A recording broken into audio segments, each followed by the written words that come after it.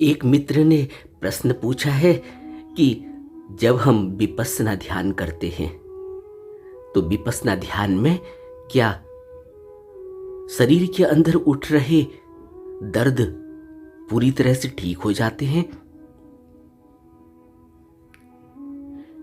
उनका प्रश्न विपश्यना ध्यान के वेदनानुपश्ययी से संबंधित है। विपश्यना में वेदनानुपश्ययी, जब हम वेदनानुपश्ययी करते हैं तो उस समय हम क्या करते हैं? उस समय हम अपने पूरे शरीर का निरीक्षण करते हैं। पूरे शरीर में अंग प्रत्यंग में उठ रही वेदनाओं को ध्यान से पूरी तरह से रुक कर देखते हैं, महसूस करते हैं, फील करते हैं। लेकिन हम अपनी तरफ से कुछ नहीं करते, हम सिर्फ निरीक्षण कर रहे हैं। ऐसे ही निरीक्षण कर रहे हैं, अवलोकन कर रहे हैं, जैसे कोई हमारे शरीर को दूर खड़े होकर देखता है।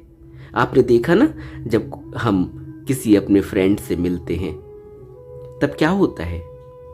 तब वो दूर से जब हमें देखता है तो सबसे पहले हमारे अपीयरेंस को देखता है, ऊपर से नीचे तक ध्यान से देखता है।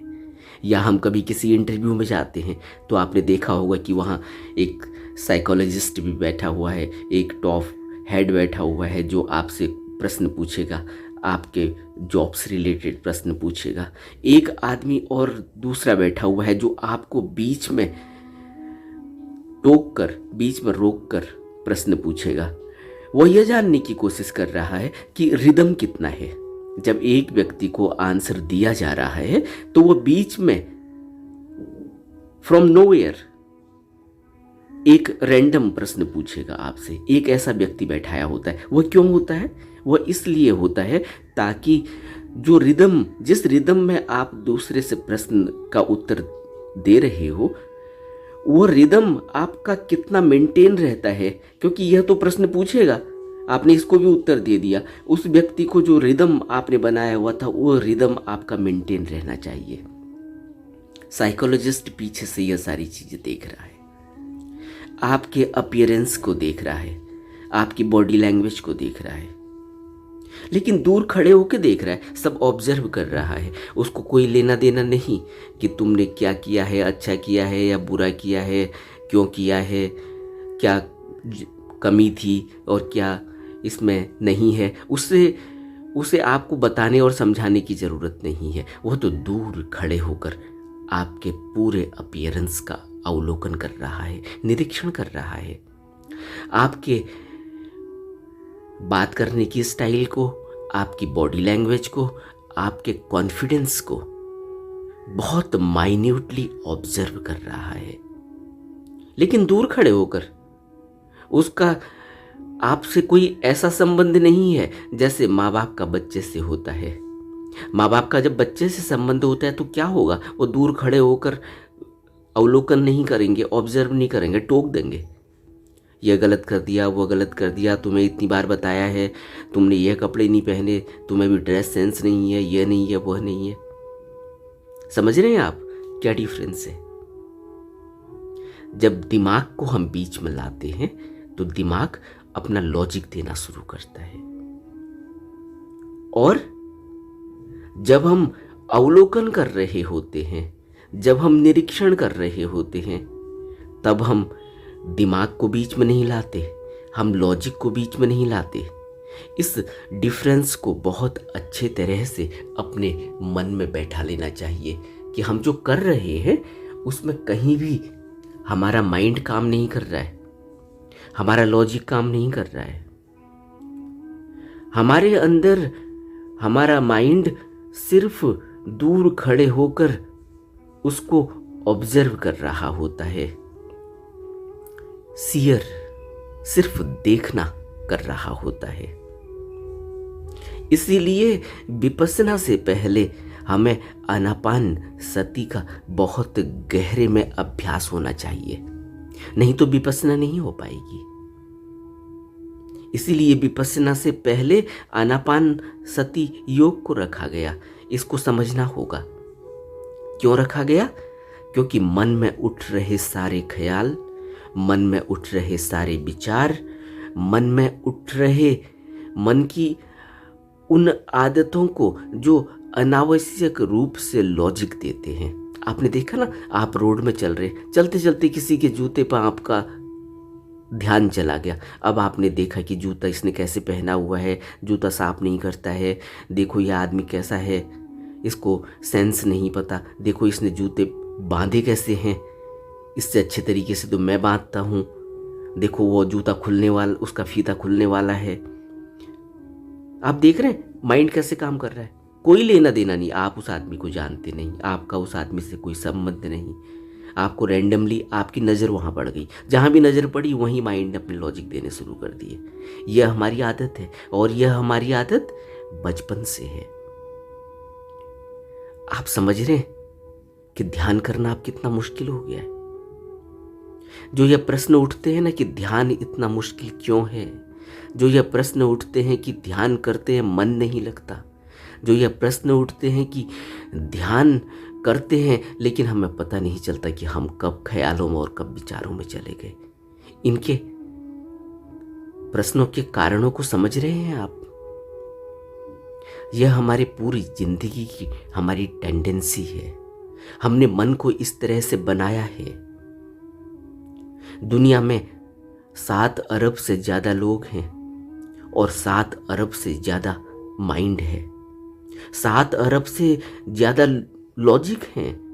अनंत हो सकते हैं लॉजिक तो, लेकिन माइंड अपनी अपनी फ्रीक्वेंसी से, अपनी अपनी टेंडेंसी से, अपनी अपनी प्रवृत्ति से और अपने अपने जो भी ग्रुप्स और जो भी उसमें उसकी हैबिट्स डेवलप हुई हैं और जो भी उसके अंदर अब तक के घाव लगे हैं, अब तक की वेदना और अब तक की भावनाएं उसमें जुड़ गई हैं, वह उन्हीं की भावनाओं, उन्हीं घावों, उन्हीं वेदनाओं और उन्हीं ग्रुप्स, उन्हीं घावों से देखता है। वह उससे अलावा नहीं देख सकता, क्योंकि मन तो कुछ है ही नहीं। मन क्या है?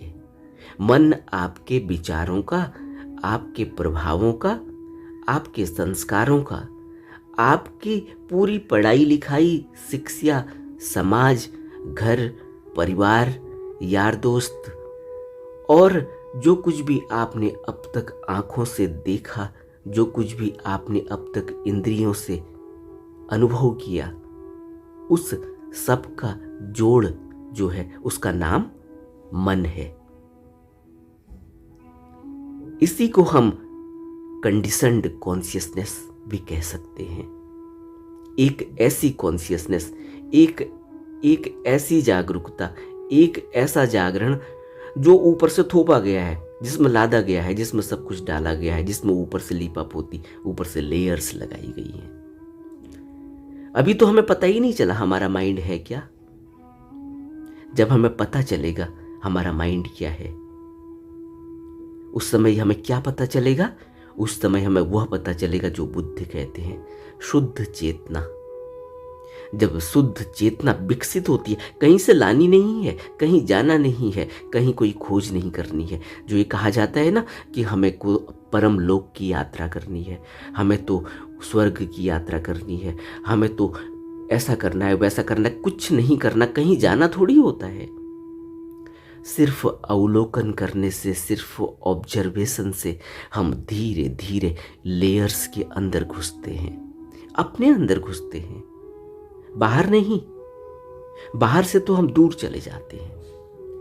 आप जब साधना को समझ पाएंगे, जब आप साधना में अंदर गहराई में उतरने लगेंगे, तो आपको अपनी व्यर्थता, अब तक के जीवन की व्यर्थता और अब तक के जीवन को किस तरह से गंवाया गया और किस तरह से इसकी बर्बादी की गई, उसके ऊपर अफसोस होगा। अपनी पढ़ाई लिखाई के ऊपर, अपनी सामाजिक कुशलता के ऊपर और अपने घर परिवार में से जो भी कंडीशनिंग ली गई है, जो भी संस्कार लिए गए हैं और जो भी अब तक हम कर चुके हैं, उसके ऊपर बड़ा अफसोस होगा। बहुत दुख होता है जब व्यक्ति अपने अंदर घुसता है ना, तो उसको इस बात का दुख और अफसोस होता है कि उसने क्या कर दिया अब तक। लेकिन यह पश्चाताप इतना गहरा ऐसा नहीं है कि वो नकारात्मक हो जाएगा, लेकिन उसे खुशी होती है कि उसे अब कुछ मिला, अब वो जगह, अब उसे एक नई दुनिया का आभास हुआ, अब उसे जागरण हुआ, अब उसे होश आया, अब वह अप्रमादी हुआ। अब तक तो वह प्रमाद में था, तब उसे होश आता है, तब उसका जीवन बदलता है और वह इतना आनंदित और इतना खुश हो जाता है। इसीलिए तो आपने देखा ना, मुदिता शब्द का इस्तेमाल किया जाता है। इसीलिए आपने देखा ना, जब आप शिविर अटेंड करते होंगे 10 दिन का, तो आपने देखा उसमें एक दिन होता है मैत्री भाव के लिए। तब मैत्री भाव पैदा होता है, तब यह पैदा होता है कि हमें किस तरह से हम किस व्यक्ति की सहायता कर सके, किस तरह से हम किस व्यक्ति के नज़दीक जा सके, उसको सहारा दे सके, उसको बता सके, उसको समझा सके, उसके जीवन के बारे में, उसकी त्रुटियों के बारे में, उसकी गलतियों के बारे में, उसकी कंडीशनिंग के बारे में उसको बता सके। उस दिन हमें बहुत खुशी मिलती है, तब मित्रता का भाव जगता है। अब तक तो हम मित्रता थोड़ी करते हैं, अब तक तो हम राग द्वेष करते हैं। अच्छा, हमसे ज्यादा अच्छा दिखाई दे रहा है, कल को मैं भी खरीद के लाऊंगा। कंपटीशन करते हैं, क्यों? क्योंकि बचपन से कंपटीशन बताया गया स्कूल में, माँ बाप ने कंपटीशन सिखाया। देखो तुम राजा बच्चा हो, तुम जो है ऐसे झूठ नहीं बोल सकते, तुम झूठ मत बोलना, तुम झूठ बोलोगे तो तुम्हें ऐसा हो जाएगा, बाहर जो है भूत खड़ा है, यह खड़ा है, वो खड़ा है। इस तरह से उसको डराएंगे, उसकी चेतना को इस तरह से इतना शत विकसित कर देंगे, उसको इतना तोड़ देंगे, उतना उसकी इतनी दुर्गति कर देंगे कि वह व्यक्ति कभी फिर ऊपर नहीं उठ पाता।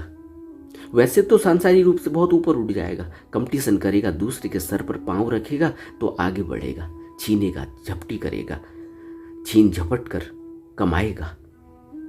लेकिन बुद्धि इसको जीवन नहीं कहते, बुद्धि इसको सत्य का मार्ग नहीं कहते। इसलिए आनापान सति योग को बहुत गहरे में अभ्यास करना बहुत ही जरूरी है। उससे पहले प्रोग्रेस नहीं हो पाएगी, उससे पहले विपश्यना में गहराई में नहीं उतर पाएंगे। और कायानुपश्ययी, और जो इन मित्र ने प्रश्न पूछा है, वेदनानुपश्ययी में हम अपने दुख, अपने दर्द को किस तरह से बहुत दूर होते हैं और किस तरह से हम उस दुख दर्द तक पहुंचते हैं, उसकी गहराइयों में उसका अनुभव करते हैं। जब यह बात हमें गहराई में हमारे अंदर बैठती है, जब हम इसका अवलोकन करते हैं, तो क्या होता है, तब हम पूरी तरह से उस वेदना में, उस दुख के अंदर चले जाते हैं।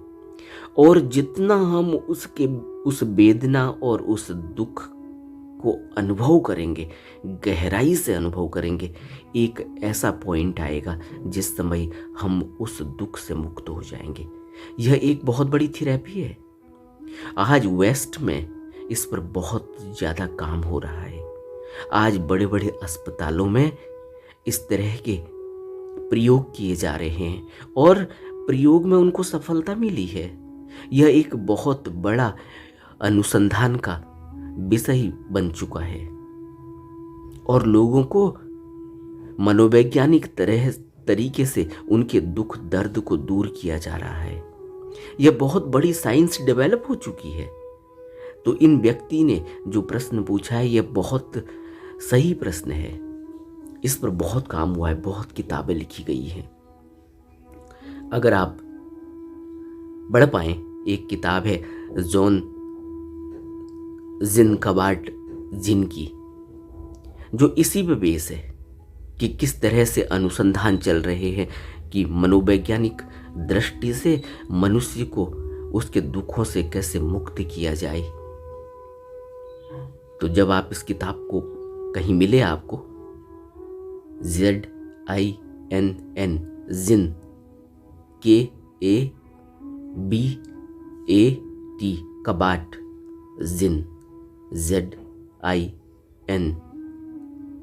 ज़ेन के ऊपर यह बुक आधारित है। मोटी बुक है और बहुत पुरानी प्रकाशित है।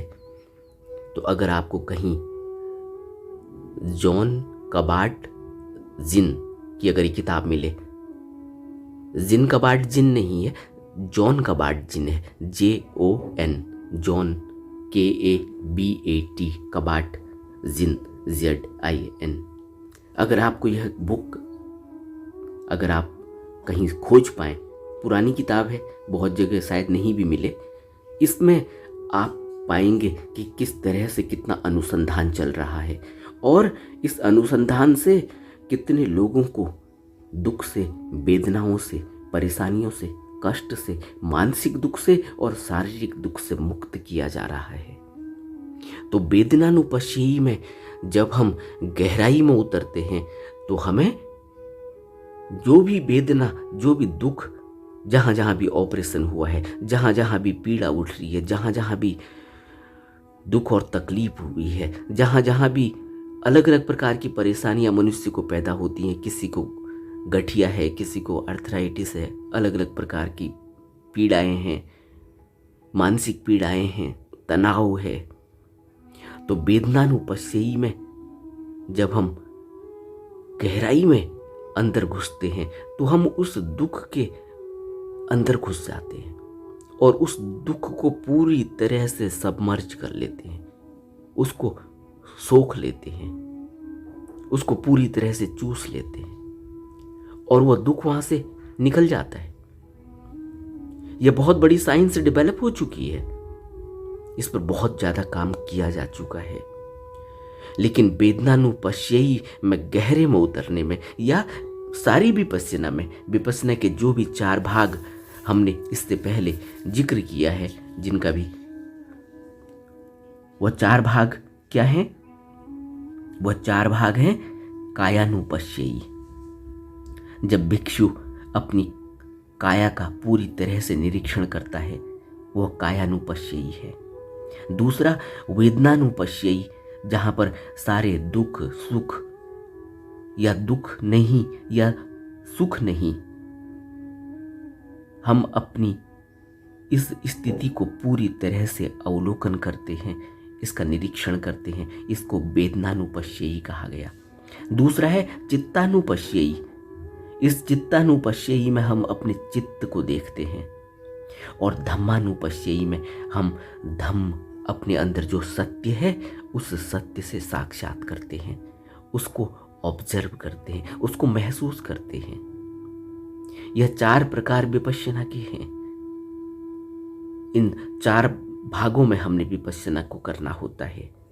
लेकिन यह 4 भागों में हम गहराई में नहीं उतर पाएंगे तब तक जब तक हम आनापान को न साधें। और आनापान एक बहुत ही आसान साधना है। किसी व्यक्ति ने कभी मेरे से प्रश्न पूछा कि आनापान सती को क्या हम जब नींद नहीं आती है क्या तब भी कर सकते हैं? आनापान को कभी भी किया जा सकता है। आनापान को हम 24 घंटे कर सकते हैं और आनापान को हम किसी भी मुद्रा में, किसी भी स्थिति में, कभी भी कहीं भी कर सकते हैं। कोई ज़रूरी नहीं कि आनापान में हम बैठी हुई अलती पलती मारकर क्रॉस लेग बैठ कर ही करें। आनापान को हम खड़े खड़े भी कर सकते हैं। आनापान को हमें नींद नहीं आ रही हो, हम लेटे लेटे भी कर सकते हैं। आनापान में हमें कुछ करना थोड़ी होता है। आनापान में तो हम जहाँ भी हैं वहीं हम स्थिर हो जाते हैं, अपने ध्यान को बाहर से अंदर खींचते हैं, सारी इंद्रियों से अपने ध्यान को हटाते हैं और अपने ध्यान को हम एक ऑब्जर्वर की तरह अपने मन को दूर खड़ा करके जैसे अपनी सांस को देख रहे होते। जैसे मैंने बताया अभी शुरू में कि जैसे एक व्यक्ति मेरे से मिलने आता है, मेरे साथ खड़ा है और मेरे को ऑब्जर्व कर रहा है, देख रहा है कि कैसा पहना है, क्या खा रहा है, कैसे खा रहा है, कैसे बात कर रहा है, बॉडी लैंग्वेज क्या है, कैसे मूवमेंट चल रही है इसकी। इसी तरह से हम अपनी आती जाती सांस को सिर्फ देखते हैं, कैसे आ रही है, कैसे जा रही है, कहाँ को जा रही है, कहाँ शरीर में किस तरह से भाव उठ रहे हैं, किस तरह से हमारे शरीर के अंदर वह सांस कहाँ कहाँ जा रही है, क्या महसूस हो रहा है, कैसे बाहर निकल रही है। फिर एक विराम आता है, फिर अंदर जाती है, फिर एक विराम आता है, फिर बाहर निकलती है। तो जितना हम गहराई में इसको महसूस करने लगेंगे, यह बात ज़रूर है कि हम कहीं बाहर बैठे हुए हैं तो हमें हो सकता है कि थोड़ा सा डिस्टर्बेंस हो, लेकिन जब हम घर के अंदर बैठे हुए हैं या लेटे हुए हैं, हमें नींद नहीं आ रही है, हम एकांत में हैं और कोई हमारे आसपास नहीं है, तो हम पूरी तरह से आनंदित हो सकते हैं। हम पूरी तरह से इस सांस को सिर्फ देखना होता है, सिर्फ दूर खड़े होकर देखना होता है। अपनी तरफ से न तो सांस लेनी है, न सांस छोड़नी है, न उसके बारे में कुछ सोचना है, न उसके बारे में कुछ और जानकारी लेनी है। जो चल रहा है हमें तो कुछ करना ही नहीं है। तो इससे बेहतर और क्या साधना हो सकती है, आप मुझे बताओ। कुछ भी तो नहीं करना है। लेकिन जितने गहरे में हम इसमें डूबेंगे, उतने ही गहरे में हम ध्यान में, विपस्सना ध्यान में उतर पाएंगे, या किसी भी ध्यान में उतर पाएंगे। या वज्रयान में जिस तरह से मंत्रोच्चारण किया जाता है, मंत्रों को बहुत अच्छी तरह से उच्चारण कर सकते हैं, मंत्र में ही खो जाएंगे और धीरे धीरे मंत्रों के सहारे अपने अंदर प्रवेश कर जाएंगे, उस धम्मानुपश्ययी में पहुंच जाएंगे, जहां हम धम्म को अनुभव करेंगे, धम्म को महसूस करेंगे। धम्म क्या है?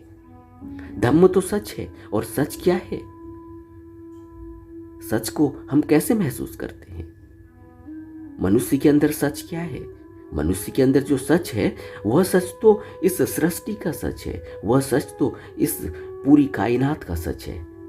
इस पर हमने, अगर आपने उन वीडियोज को नहीं देखा है तो जरूर देखना चाहिए, उस पर हमने बात की है इससे पहले। वो वीडियोज हैं शायद ब्राह्मण पर हमने बात की, या ब्रह्मचर्य पर हमने बात की, या इसके अलावा हमने धम्म पर अगर बात की है कहीं, तो उन वीडियोज़ को देखना चाहिए। उन वीडियोज़ में हमने धम्म पर बात की है। धम्म का अर्थ है कि जो इस सृष्टि में जो यह लाइफ है, जो यह फोर्स है, जो यह ऊर्जा है, यह धम्म है। और यह मेरे में या आप में अलग अलग नहीं है, यह एक ही है। यह जो बाहर हवा चल रही है, इंडिया में चल रही है या अमेरिका में चल रही है, यह एक ही है। यह जो सूरज निकल रहा है, यह जो ऊर्जा, सूरज की गर्मी और तपिश या सूरज की ऊर्जा जो हमें मिल रही है, यह इंडिया में अलग और चाइना में अलग नहीं है। यह जो ऊर्जा है, यह जो समस्त कुल ऊर्जा है, इस ऊर्जा को हम दो प्रकार से महसूस करते हैं, जिसको आदि ग्रंथों में जब से भी बुद्ध पुरुषों ने इसके बारे में जानकारी दी, इसके बारे में बताया, कहीं लिखा, कहीं समझाया, तो इसको अनहद कर कर बयान किया है। एक आवाज और एक प्रकाश। यह इस अस्तित्व की आवाज है, अस्तित्व का प्रकाश है। यही धम्म है। इस धम्म तक हम पहुंचते हैं कब? जब हम बहुत गहरे में प्रवेश कर जाते हैं अपने अंदर, जब हमारा यह कंडीशनड माइंड खत्म हो जाता है, इसके अंदर घुस जाते हैं हम। कंडीशनड माइंड क्या है, मैंने अभी आपको बताया। हमने जो कुछ भी लिया है, जो कुछ भी इसमें लेयर्स लगाई हैं, जो कुछ भी इसमें डाला है अब तक, वह सब हम उसी में घूमते रहते हैं। हम तो अंदर घुसते ही नहीं, हम उसी में घूमते रहते हैं। उसने मुझसे ये कह दिया था कल, 1 साल पहले मेरे साथ ये हो गया था, अभी तक मेरे को दर्द हो रहा है, मेरा ऑपरेशन हुआ, मेरे को उसने पत्थर मारा, मेरे को उसने गाली दी। और बुद्ध पूरे धम्मपद में हमें क्या उपदेश देते हैं? पूरे इस धम्मपद के 400 से ज़्यादा उपदेश हैं, इनमें क्या बात कही जाती है? क्या कहा है बुद्ध ने कि इससे बाहर निकलो।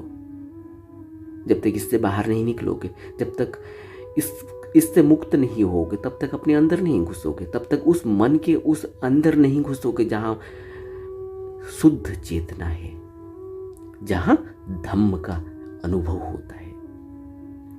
तो वेदनानुपश्ययी को आपने अनुभव करना है, या चित्तानुपश्ययी को आपने अनुभव करना है, या अपने दुख दर्दों का आपने अनुभव करना है, उनको दूर करना है, तो इलाज तो एक ही है, वह है आनापान सती से अपने ऑब्जर्वर को तीक्ष्ण करना, इसको सूक्ष्म करना, इसको शार्प करना, अपने होश को जगाना, अपनी एकाग्रता को जगाना, अपनी अवेयरनेस को, अपनी माइंडफुलनेस को बहुत ही ज़्यादा विकसित कर लेना। और तब हम जब ध्यान करेंगे तो हम अपने कंडीशन्ड माइंड से अंदर चले जाएंगे और वहाँ हमें धम्म की प्राप्ति होगी, हमें अपना रूप दिखाई देगा जो हमारा असली रूप है। तो हमें आनापान सती किसी भी मुद्रा में कहीं भी कभी भी 24 घंटे कर सकते हैं। बेहतर तो यही है कि शांत में बैठकर किया जाए, तब उसके ज़्यादा फल मिलेंगे। लेकिन जब भी वक्त मिलता है, वक्त को गंवाना नहीं चाहिए, बाहर मन को लगाना नहीं चाहिए। बाहर को मन को जो इंद्रियों के जरिए यह बाहर जाता है, इसको अंदर लाना चाहिए। यह एक प्रक्रिया है, यह एक आदत बनानी होगी कि बार बार मन को खींच कर वापस लाओ। बाहर जाता है फिर पकड़ कर वापस लाओ, फिर बाहर जाता है फिर पकड़ कर वापस लाओ और सांसों में केंद्रित कर दो। इसलिए 24 घंटे की साधना है। होगा ऐसे ही, ऐसे नहीं होगा कि कोई सर पर हाथ रख देगा तो फिर कहेगा चल बच्चा अब ठीक हो जाएगा। कुछ नहीं होता। यह सब झूठी बातें हैं। इन झूठी तसल्लियों में, इन झूठी बातों में यह पूरा संसार गुमराह हो रहा है और लोग अपना पैसा कमाते हैं क्योंकि उनका धंधा है, उनका बिजनेस है। तो किसी ने अच्छे कपड़े पहने हुए हैं, किसी ने लंबी दाढ़ी रखी हुई है, किसी ने लंबे बाल रखे हुए हैं, किसी ने सर मुड़ाया हुआ है और गेरुए वस्त्र पहने हुए हैं। वो आपको कहेगा आओ आपके सर पर हाथ रखते हैं। आपको अच्छे अच्छे मंत्र पढ़ेगा, आपको अच्छी अच्छी बातें करेगा। क्यों? क्योंकि उसने अपने बिजनेस चलाना है। और आप सोच रहे हो कि तुरंत फायदा हो जाएगा। तुरंत फायदा होने वाला होता तो क्या बुद्ध, इतनी बड़ी शिक्षा जो बुद्ध पुरुषों ने हमें दी है, क्या इसको देने की कोई ज़रूरत थी? वो सीधे ही कह देते भाई कुछ भी नहीं करना है, क्यों परेशान हो रहे हो, क्यों इतनी झंझट ले रहे हो, क्यों इतनी दिक्कत ले रहे हो, सब आनंद करो, कुछ नहीं होता है, बस मेरे से यह बात ले जाओ, बस इस बात से सब तुम्हारा काम हो जाएगा। या मेरे पास आते रहो वक्त पर और मैं सर पर हाथ रख दूंगा, या मैं फूंक मार दूंगा, या मैं जो है कोई आपको ऐसे कोई बबूती दे दूंगा, कोई राख दे दूंगा, उससे तुम्हारा काम हो जाएगा। या तुम्हें कोई मंत्र दे दूंगा, उस मंत्र को गुनगुनाते रहना। जब वो मंत्र की फिर तुम्हें ज़रूरत पड़े, फिर तुम्हारा काम न बने, फिर अगले महीने फिर आ जाना, फिर काम बन जाएगा। ये झूठी बातें इस संसार में फैलती हैं क्योंकि इस संसार में तो बिजनेस है। हर आदमी को पेट भरना है, बाल बच्चे पालने हैं। और ये आज से नहीं है। ये मत समझना कि ये अभी दिखाई दे रहा है, ऐसा हो रहा है, वैसा हो रहा है, इतने इंस्टीट्यूट खुल गए, इतने गुरु बन गए, इतने ये बन गया। ये आज से नहीं है, ये बुद्ध के वक्त भी था। बुद्ध की पूरी शिक्षा को अगर बहुत गहराई में अगर आप इस दर्शन में अंदर घुसेंगे तो तब आप पाएंगे कि यह तो तब भी था। तब भी ऐसे आडंबर, ऐसा दिखावा, ऐसे कुरीतियाँ, ऐसे रीति रिवाज तब भी थे। तब भी बड़े बड़े मठ थे, बड़े बड़े आश्रम थे, बड़े बड़े लोग उस तरह के गुरु बनकर बैठे हुए थे। उन्होंने ही तो विरोध किया, उन्होंने ही तो बुद्ध के साथ इतनी ज्यादती की, जो भी हमें ज्यादती हमें महसूस होती है, तो ये तभी से चल रहा है। तो हमें बहुत गहरे में विपश्यना साधना के लिए उससे पहले इस सभी बातों को जो भी हमें बताया गया है उसको गहरे में अभ्यास करना चाहिए।